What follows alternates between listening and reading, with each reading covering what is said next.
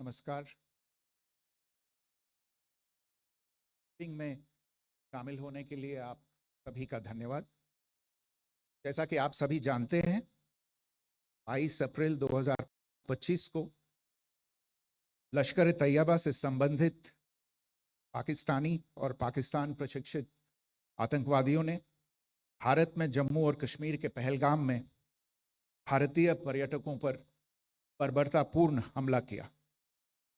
25 भारतीयों और एक नेपाली नागरिक को कायरतापूर्ण मौत के घाट उतार दिया गया।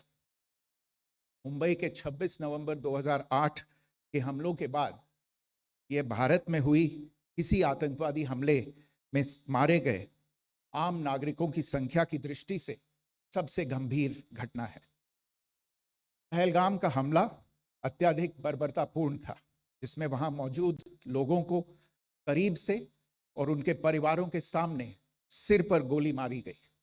हत्या के इस तरीके से परिवार के सदस्यों को जानबूझकर आघात पहुंचाया गया। साथ ही उन्हें यह नसीहत भी दी गई कि वे वापस जाकर इस संदेश को पहुंचा दें। यह हमला स्पष्ट रूप से जम्मू और कश्मीर में बहाल हो रही सामान्य स्थिति को बाधित करने के उद्देश्य से किया गया था। चूंकि पर्यटन फिर से अर्थव्यवस्था का मुख्य आधार बन रहा था, इस हमले का मुख्य उद्देश्य इसे प्रतिकूल रूप से प्रभावित करना था। पिछले वर्ष आप सभी जानते हैं, 2.25 करोड़ से अधिक पर्यटक कश्मीर आए थे। इस हमले का मुख्य उद्देश्य इसलिए संभवतः यह था कि इस संघ राज्य क्षेत्र में विकास और प्रगति को नुकसान पहुंचाकर इसे पिछड़ा बनाए रखा जाए और पाकिस्तान से लगातार होने वाले सीमा पार आतंकवाद के लिए उपजाऊ जमीन बनाने में सहायता की जाए। हमले का यह तरीका जम्मू और कश्मीर और शेष राष्ट्र दोनों में सांप्रदायिक दंगे भड़काने के उद्देश्य से भी प्रेरित था। इसका श्रेय सरकार और भारत के सभी नागरिकों को दिया जाना चाहिए कि इन प्रयासों को विफल कर दिया गया। एक समूह ने खुद को रेजिस्टेंस फ्रंट TRF कहते हुए इस हमले की जिम्मेदारी ली है। यह समूह संयुक्त राष्ट्र द्वारा प्रतिबंधित पाकिस्तानी आतंकवादी समूह लश्कर ए तैयबा से जुड़ा हुआ है। यह उल्लेखनीय है कि भारत ने मई और नवंबर 2024 में संयुक्त राष्ट्र की 1267 कमेटी की सैंक्शंस मॉनिटरिंग टीम को अर्धवार्षिक रिपोर्ट प्रस्तुत की थी, जिसमें TRF के बारे में साफ इनपुट दिए गए थे। इससे पाकिस्तान स्थित आतंकवादी समूहों के लिए कवर के रूप में TRF की भूमिका सामने आई थी। इससे पहले भी दिसंबर 2023 में भारत ने इस टीम को लश्कर ए तैयबा और जैश ए मोहम्मद के बारे में सूचित किया था, जो TRF जैसे छोटे आतंकवादी समूहों के माध्यम से अपनी गतिविधियों को संचालित कर रहे हैं। इस संबंध में 25 अप्रैल को UN सिक्योरिटी काउंसिल प्रेस वक्तव्य में TRF के संदर्भ को हटाने के लिए पाकिस्तान के दबाव पर भी ध्यान दिया जाना चाहिए। पहलगाम आतंकवादी हमले की जांच से पाकिस्तान के साथ आतंकवादियों के संपर्क उजागर हुए हैं। रेजिस्टेंस फ्रंट द्वारा किए गए दावे और लश्कर ए तैयबा से ज्ञात सोशल मीडिया हैंडल द्वारा इसको रीपोस्ट किया जाना इसकी पुष्टि करता है। चश्मदीद गवाहों और विभिन्न जांच एजेंसियों को उपलब्ध अन्य सूचनाओं के आधार पर हमलावरों की पहचान भी हुई है। हमारी इंटेलिजेंस ने इस टीम के योजनाकारों और उनके समर्थकों की जानकारी जुटाई है। इस हमले की रूपरेखा भारत में सीमा पार आतंकवाद को अंजाम देने के पाकिस्तान के लंबे ट्रैक रिकॉर्ड से भी जुड़ी हुई है, जिसके लिखित और स्पष्ट दस्तावेज उपलब्ध हैं। पाकिस्तान दुनिया भर में आतंकवादियों के लिए एक शरण स्थल के रूप में पहचान बना चुका है। यहाँ अंतर्राष्ट्रीय स्तर पर प्रतिबंधित आतंकवादी सजा पाने से बचे रहते हैं। इसके अलावा पाकिस्तान ने इस मुद्दे पर विश्व और फाइनेंशियल एक्शन टास्क फोर्स जैसे अंतर्राष्ट्रीय मंचों को जानबूझकर गुमराह करने के लिए भी जाना जाता है। साजिद मीर का मामला, जिसमें इस आतंकवादी को पाकिस्तान ने मृत घोषित कर दिया था, और फिर अंतर्राष्ट्रीय दबाव के परिणाम स्वरूप वो जीवित पाया गया, इसका सबसे स्पष्ट उदाहरण है। ये स्वाभाविक है कि पहलगाम में हुए इस हमले से जम्मू और कश्मीर के साथ साथ भारत के अन्य भागों में भी आक्रोश देखा गया। हमलों के बाद भारत सरकार ने स्वाभाविक रूप से पाकिस्तान के साथ संबंधों को लेकर कुछ कदम उठाए। आप सभी उन निर्णयों से अवगत हैं जिसकी घोषणा 23 अप्रैल को की गई थी।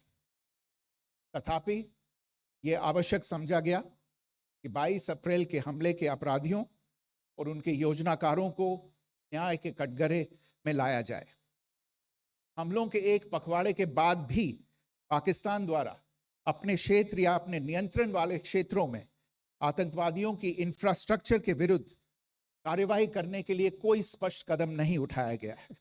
उल्टे वो इनकार करने और आरोप लगाने में ही लिप्त रहा है। पाकिस्तान आधारित आतंकवादी मॉड्यूल्स पर हमारी खुफिया निगरानी ने संकेत दिया है कि भारत के विरुद्ध आगे भी हमले हो सकते हैं। अतः इनको रोकना और इनसे निपटना दोनों को बेहद आवश्यक समझा गया। आज सुबह, जैसा कि आपको ज्ञात होगा, भारत ने इस तरह के सीमा पार हमलों का जवाब देने और उन्हें रोकने तथा उनका प्रतिरोध करने के अपने अधिकार का प्रयोग किया है। ये कार्यवाही नपीतुली, नॉन एस्केलेटरी, आनुपातिक और जिम्मेदारीपूर्ण है। यह आतंकवाद की इंफ्रास्ट्रक्चर को समाप्त करने और भारत में भेजे जाने वाले संभावित आतंकवादियों को अक्षम बनाने पर केंद्रित है। आपको यह भी स्मरण होगा कि 25 अप्रैल 2025 को संयुक्त राष्ट्र सुरक्षा परिषद ने पहलगाम आतंकवादी हमले पर एक प्रेस वक्तव्य जारी किया था, जिसमें आतंकवाद के इस निंदनीय कार्य के अपराधियों, आयोजकों, फाइनेंसरों और प्रायोजकों को जवाबदेह ठहराने और उन्हें न्याय के दायरे में लाने की आवश्यकता पर जोर दिया गया था। भारत की आज की इस कार्रवाई को इसी संदर्भ में देखा जाना चाहिए। Good morning. Thank you all for joining this briefing. As you are all aware, on April 22, 2025, Pakistani and Pakistan-trained terrorists belonging to the Lashkar-e-Taiba carried out a savage attack on Indian tourists at Pahalgam in Jammu and Kashmir in India. They murdered 26 people, including one national of Nepal, causing the largest number of civilian casualties in a terrorist attack in India since the 26 November 2008 attacks in Mumbai. The attack in Pahalgam was marked by extreme barbarity, with the victims mostly killed with headshots from close range and in front of their families. Family members were deliberately traumatized through the manner of the killing, accompanied by the exhortation that they should take back the message. The attack was clearly driven by the objective of undermining the normalcy returning to Jammu and Kashmir. In particular, it was designed to impact the mainstay of the economy, tourism, with a record 23 million tourists visiting the valley last year. The calculation, presumably, was that harming growth and development in the Union Territory would help keep it backward and create fertile ground for continued cross-border terrorism from Pakistan. The manner of the attack was also driven by an objective of provoking communal discord, both in Jammu and Kashmir and the rest of the nation. It is to the credit of the government and the people of India that these designs were foiled. A group calling itself the Resistance Front has claimed responsibility for the attack. This group is a front for the UN-proscribed Pakistani terrorist group Lashkar-e-Taiba. It is notable that India had given inputs about the TRF in the half-yearly report to the monitoring team of the UN's 1267 Sanctions Committee in May and November 2024, bringing out its role as a cover for Pakistan-based terrorist groups.